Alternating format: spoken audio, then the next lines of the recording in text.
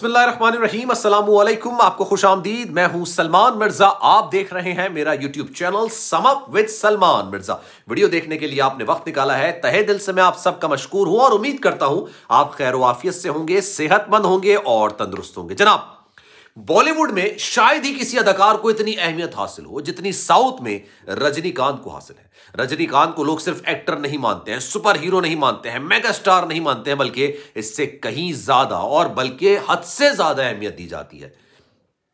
उनको पूछते हुए देखा गया है, लोगों को उनको पूछते हुए देखा गया है। उनको भगवान के रूप के तौर पे माना जाता है, क्योंकि हिंदू जाहिर सी बात है पूजा करते हैं, भगवान की करते हैं और वो उसकी पूजा करते हैं, कहते हैं कि भाई बनाया है। लेकिन रजनीकांत को भगवान का दर्जा दिया जाता है, उनको पूजा जाता है और इतनी अहमियत उनको हासिल है। बॉलीवुड में शायद ही कोई अदाकार ऐसा होगा जिसको इतनी अहमियत और इतनी खुसूसियत हासिल होगी।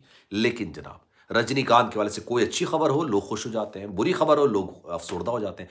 अब रजनीकांत की बेटी ऐश्वर्या की अब तलाक हो गई और तलाक भी जनाब एक ऐसे अदाकार की तरफ से दी गई है जिसने बॉलीवुड में सिर्फ 2 फिल्में की हैं। एक सोनम कपूर के साथ फिल्म की थी और एक अभी अतरंगी फिल्म सामने आई थी जिसमें अक्षय कुमार भी थे, सारा अली खान थे। लेकिन इतना धनुष को इतनी पब्लिसिटी उस फिल्म से नहीं मिली जितनी इनके तलाक से मिल रही। साउथ में तो जनाब अगर रजनीकांत के अलावा किसी को मेगा स्टार, बड़ा स्टार माना जाता है तो वो धनुष ही है। शायद वो इस वजह से है कि उनकी एक्टिंग भी बहुत अच्छी है, लेकिन दूसरी वजह यह है कि जनाब वो रजनीकांत के दामाद हैं। लेकिन अब ये कहा जाए तो गलत नहीं होगा कि रजनीकांत के दामाद थे।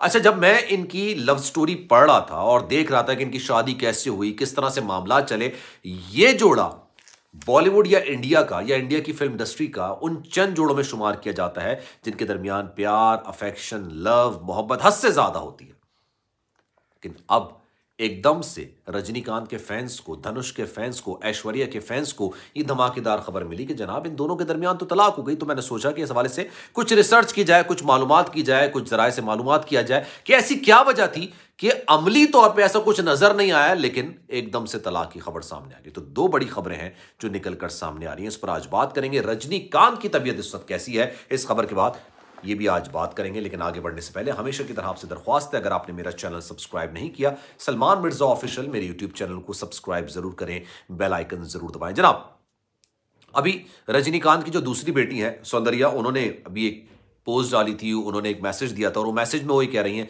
कि जनाब रजनीकांत को काफ़ी ज़्यादा अफसुर्दा है, काफ़ी ज़्यादा धचका लगा है इस खबर से, इसलिए उनकी तबीयत इस वक्त काफ़ी ज़्यादा नासाज समझ में आ रही है, नासाज है। इसी वजह से लोग काफ़ी ज़्यादा परेशान हैं जो कि रजनीकांत के फैंस हैं और यकीन जानिए उनकी तादाद बहुत ज़्यादा है। बॉलीवुड में शायद ही कोई एक्टर ऐसा होगा जिनके फैंस की तादाद इतनी ज़्यादा है जितनी रजनी साहब की है। खैर, आगे बढ़ते हैं। 2 बड़ी वजूहात हैं जो इस वक्त निकलकर सामने आ रही हैं और वो दोनों बड़ी वजूहात की वजह से इन दोनों के दरमियान रिलेशन इस नहज पर आ गया कि तलाक हो गई। पहली बात जो है, वजह मैं आपको बाद में बताऊंगा। ये 2022 चल रहा है लेकिन 2022 में ऐसा कुछ नहीं हुआ, ना 2021 में हुआ, ना 2020 में हुआ। इनके दरमियान जो मामलात खराब चल रहे हैं वो 2019 से चल रहा है। 19 से इन दोनों के दरमियान मामलात वक्फे से खराब चलते चले आ रहे हैं, लेकिन इन्होंने अवाम को या मीडिया को या अपने फैंस को इसकी खबर नहीं होने दी और ये अच्छी बात भी है। लेकिन इसकी 2 बड़ी वजूहात में से एक बड़ी वजह ऐश्वर्या है। उसकी वजह यह है कि जनाब ऐश्वर्या रजनीकांत की बेटी है। अच्छा, ये हमारी दुनिया का दस्तूर है, अगर आप किसी स्टार के बेटे हैं तो लोग आपको एक्सेप्ट भी कर लेंगे, लेकिन अगर आप स्टार की बेटी हैं और अगर आप में टैलेंट नहीं है तो आपको एक्सेप्ट नहीं किया जाएगा। ऐश्वर्या उस तरह से अपना नाम नहीं बना सकी जिस तरह से रजनीकांत ने अपना नाम बनाया था। उनको इतनी अच्छी खास एक्टिंग नहीं आती थी तो फिर वो डायरेक्शन की तरफ आ गई। डायरेक्शन जब उन्होंने की तो डायरेक्शन में भी वो ज्यादा फेल होती हुई चली गई। जब इन दोनों के दरमियान शादी हुई थी 2004 में, दोनों के दरमियान शादी हुई थी, उस वक्त दोनों लाइमलाइट में थे। धनुष तो अभी भी लाइमलाइट में है लेकिन उस वक्त ऐश्वर्या बहुत ज्यादा लाइमलाइट में थी। लेकिन आस्ते आस्ते उनका ग्राफ नीचे आता चला गया। उन्होंने एक फिल्म डायरेक्ट की जिसका नाम था 3 उनकी डायरेक्शन में फिल्म बनी। उसमें हीरो थे उनके अपने शौहर धनुष, उसमें फिल्म थे कि स्टार थे, और जो हीरोइन थी वो थी श्रुति हसन, कमल हसन की साहबजादी, वो उसमें थी। अच्छा, श्रुति हसन, अब मैं यहां से दूसरी वजह की तरफ भी आऊंगा। इस फिल्म के शूटिंग के दौरान बहुत सारी चीजें ऐसी देखने को मिली जहां से इन दोनों के दरमियान मामला बहुत ज्यादा खराब होने शुरू हुए। इस शूट के दौरान क्या कुछ होता रहा ये भी मैं आपको बताऊंगा, लेकिन ये फिल्म बहुत ही बुरी तरीके से फ्लॉप हो गई। यानी ऐश्वर्या की डायरेक्शन में बनी एक और फिल्म बहुत ही ज्यादा बुरी तरीके से फ्लॉप हुई और उनकी लाइमलाइट मजीद कम होती रही। श्रुति हसन के साथ धनुष के ताल्लुकात किसी से ढके छुपे नहीं थे, ये मैंने अभी निकाला है मैं कुछ चीज़ें पढ़ रहा था तो मुझे इसका अंदाज़ा हुआ कि इनके साथ अफेयर की खबरें और फिर शूट के दौरान कुछ ऐसी चीज़ें निकल कर सामने आई जिस पर बहुत ज़्यादा तशवीश हुई। किसको?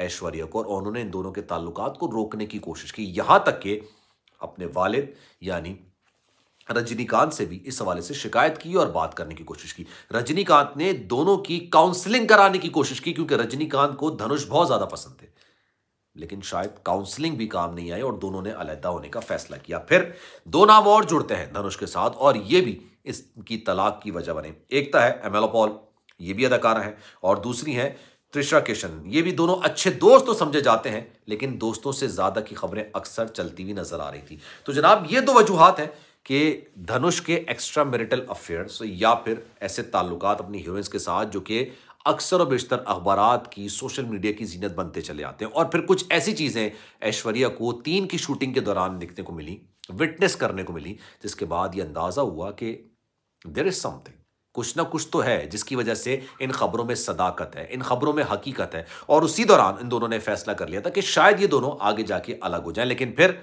कुछ मामला बेहतर हो गए। अब जो धनुष ने एक पूरी स्टोरी लिखी है और उस स्टोरी में उन्होंने बताया कि जनाब हमने ये फैसला किया, इनके 2 बच्चे हैं, दोनों लड़के हैं, और उन्होंने कहा है कि हम को पेरेंट रहेंगे और अपने बच्चों की उसी तरह से परवरिश करेंगे जिस तरह से को पेरेंट किया करते थे, लेकिन मामलात हमारे दरमियान अब वैसे नहीं है या वैसे नहीं हो सकते जिस तरह से थे। इसी वजह से दोनों ने अलहदगी इख्तियार कर ली है। ऐश्वर्या